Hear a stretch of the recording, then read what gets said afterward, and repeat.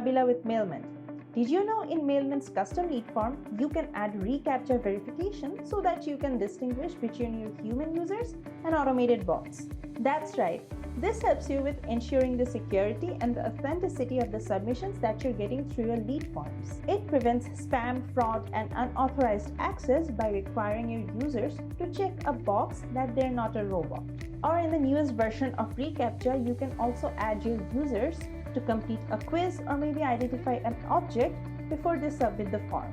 So let's have a look at how you can easily configure reCAPTCHA verification in your Mailmint lead forms. Let's get started. So to use the reCAPTCHA feature in Mailmint, you need to have the free plugin installed and activated on your WordPress dashboard. I've already done that, and now I'm going to show you how you can easily set it up for your forms. So first you have to go to the settings tab. So once you go there and scroll down, you'll see the reCAPTCHA tab. So once you click on it, you can see the option to enable the reCAPTCHA feature. So once you enable this, then these options will appear. So the first option is select a reCAPTCHA version. So basically you have to select either reCAPTCHA version 2 or version 3, whichever you want to use for your forms.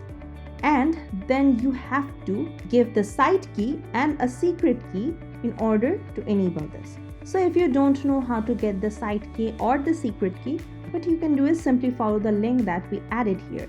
So if I quickly click on the link,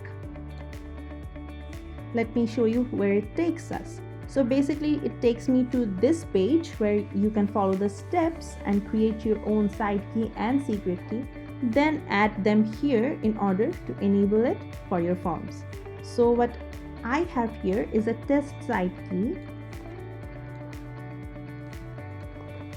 and a test secret key that I'm going to use for this video.